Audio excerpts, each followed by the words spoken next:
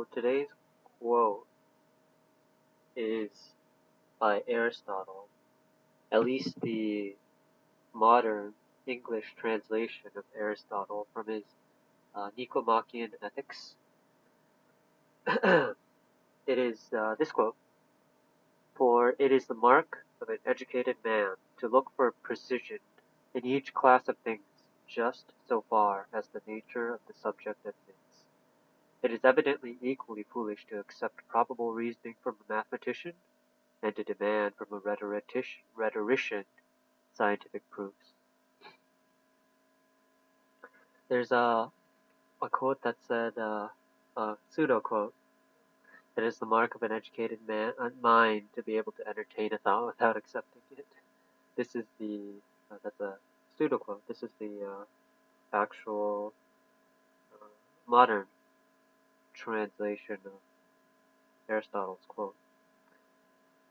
And it's it's a bit it's a bit more nuanced, of course.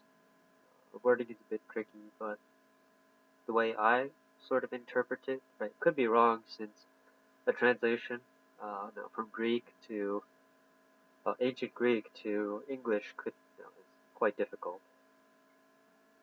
But the way I interpret it, it's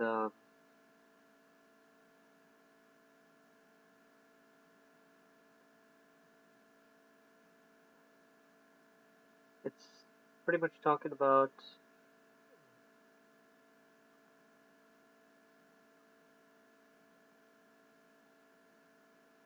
how much, basically, how precise you want to be with the thing topic you're talking about, right?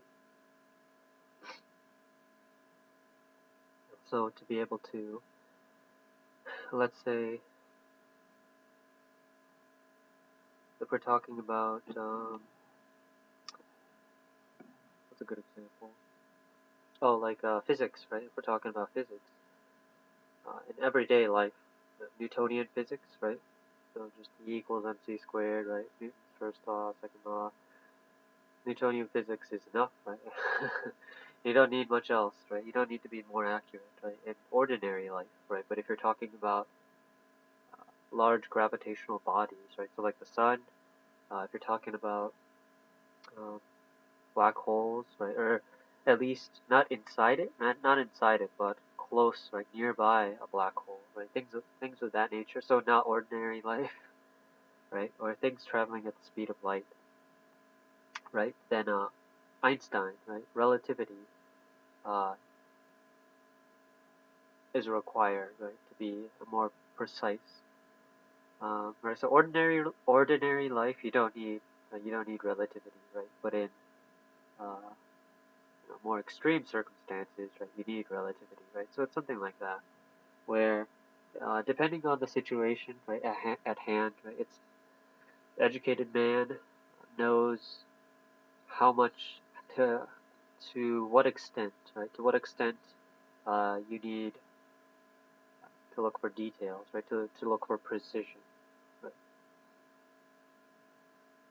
That reminds me of the one of the sayings of the, or one of the myths of the, well, myth slash story slash legend of the Buddha, right? Siddhartha, where they talk about Siddhartha being I forget the Sanskrit word, but being a perfect teacher, right? So, to a 5-year-old, right, you would explain something differently than to a 25-year-old, right, which would be different than to a 65-year-old, right?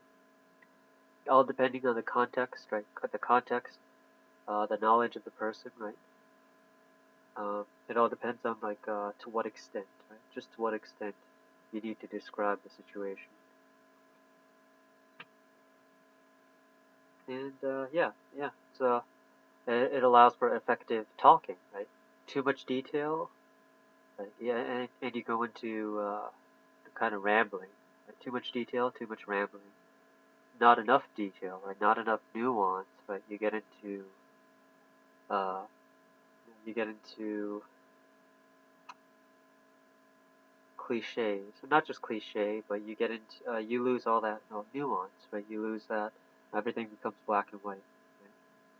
So you want just enough, right? You don't want too much or too little. You want just right. The Goldilocks zone, as